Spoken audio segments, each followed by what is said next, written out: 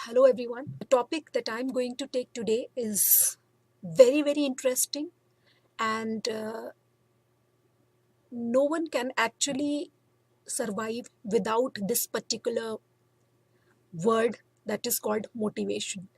As you can see, some of the Google images, that is, it is right. Motivation is right inside you. You have to actually find out yourself. So, as you can see, it is being written, ability is what you are capable of doing, motivation determines what you do, and attitude determines how well you do, as it's being said by Lou Holtz. Now, I am Yagbala, assistant professor at IMS UC Ghaziabad. This is the today's topic, motivation. Now, very good definition has been given by Steers and Potter. Motivation is the force that energizes behavior, gives direction to behavior, and underlines the tendency to persist. What is motivation? Motivation is the inner thing or inner sense of a person that actually pushes you to do certain things.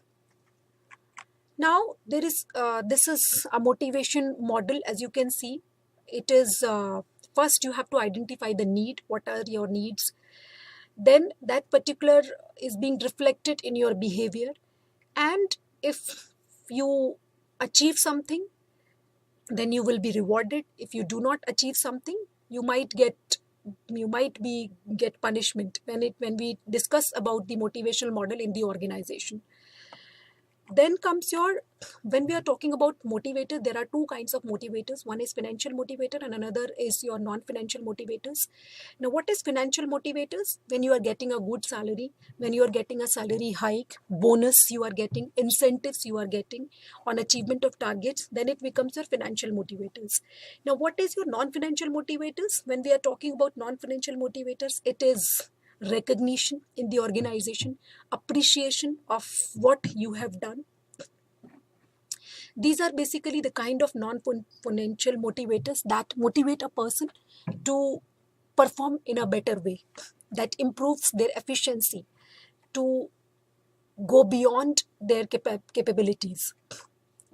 Now, this is again, I have taken this particular diagram that actually defines what are the different theories of motivation. Here we're going to discuss about only the content theories. Content theories comprises of Maslow's need hierarchy theory, then Hertzberg's two-factor theory, that is hygiene factor and the maintenance hygiene factor and motivator factors, then McClelland's needs theory, and last but not the least is your Alderfer's ERG theory. So we'll be discussing them one by one. Now, very first theory everybody is aware of is your need hierarchy theory given by Abraham Maslow. As you can see, it is being divided into different phases. One is your physiological needs, second is your safety needs, third is your social needs, fourth is your esteem needs, and fifth one is your self-actualization need. Now, what is physiological needs? Physiological needs is basically basic needs of a person, that is food, shelter, water, clothes. These are the basic needs of any person. When the basic needs of a person is being fulfilled, he actually look for the safety needs as in terms of family safety, in terms of job security. Once your safety needs are being fulfilled, then you move towards the social needs. Now, what is social needs? Man is a social animal. They need friends, they need relatives, they need where to whom they can discuss their views, they can actually chit chat. So this is basically, that's why social media is nowadays becoming so active. Number of likes decides your popularity. So this is what is your social needs. Now, once your social needs is being fulfilled, then you move towards your esteem. Now, esteem is something that you want name, you want fame, you want recognition from the others, prestige. And when all this particular esteem needs is fulfilled, then you comes to the self-actualization phase. Now, self-actualization phase, when you reach to your maximum potential. This is a phase when you actually fulfill all your basic needs, and now you are in search of something else. You have a urge for inner peace. That's why some of the people, they get so much motivated that they move towards the spirituality. Some moves towards the they do something for the benefit of the society. So this is basically the need hierarchy theory that was defined by Abraham Maslow. Then comes your Frederick Herzberg two-factor theory. There are two kinds of factors to motivate the employee in the organization. As you can see, hygiene factors, that is referred to your maintenance factor also. Then there is motivational factor. Maintenance factors, basically what kind of policies companies following, the supervision, whether the employee is being monitored or supervised for each and everything, how employee has a relationship with their peers, with the subordinates, with the bosses, how he is doing is in personal life, will he be able to manage work life balance, what kind of salary is he getting. For example, nowadays seventh pay commission, every day you have a news of seventh pay commission is coming up.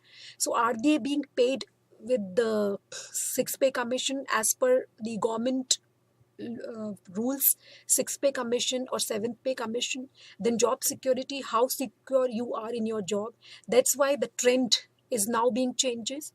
People are looking for a government job because in spite of having a high degree, they are actually approaching for a clerical job because they know that if they get the government job, they have a job security over there. Then working conditions. Working conditions is basically what the environment that you are being provided, where you have to work. So these are basically the maintenance factor and maintenance factors as defined by the Frederick Herzberg. Then comes your motivational factor. These are the factors that actually motivate a person, that can actually increase his productivity. For example, achievement, what he has achieved. Career advancement, do you find in your work, in your job, there is an options for your personal growth, there is a scope for your career advancement? Does the kind of work you are performing is of your area of interest? Are you being recognized in the organization? Are you being praised or being appreciated for your work that you have actually performed? Are you being given responsibility in your organization? So these are, if these things possess, then these are definitely being considered as the motivational factor, and employee get motivated if all these things are present in any organization. Then comes your McClellan theory. McClellan theory is being defined as classified into two parts: need for achievement. Everybody wants achievement, career achievement, what you have achieved in your career, what you have achieved in your personal life. What is there any option for your career advancement? How do you see yourself after 5 years? Then need for power. This is also one thing that people want. People want that people should admire them. People should, take advices from them. They should have some kind of charisma that people actually, through which they get a hold of the people, hold on the people. Then there is another, McClellan has defined that need for affiliation.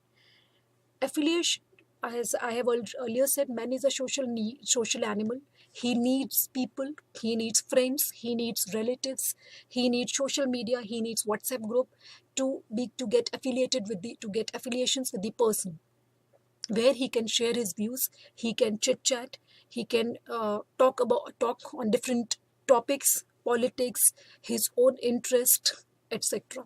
So that is basically has been defined by McClellan need theory, that people get motivated. There is a different kinds of need, that is need for achievement, need for power, need for affiliation, and if all these needs are being fulfilled, they are definitely get motivated. Now this is last, that is Alderfer's ERG theory: existence needs, relatedness theory, and a growth needs. Again, if we relate it with the Maslow's need theory, existence need is basically your physiological needs, basic needs that is required for your well-being, that is food, shelter, clothes. Then comes your relatedness theory, is related to your social needs, that is you need friends, you need relatives, you need peer, you need colleagues, you need people to whom you can share your views. You get you are being praised by the people, where you can talk about your area of interest, you can listen to different people. So this is basically how you are connected to the entire world. How through with your friends, with your relatives, with your parents, with your spouse and everything. So this is basically the relatedness theory. Then comes your growth needs. Growth needs is basically how you have grown. Did you get any career advancement? There is a growth perspective in your organization or not? So this is also one of the need that actually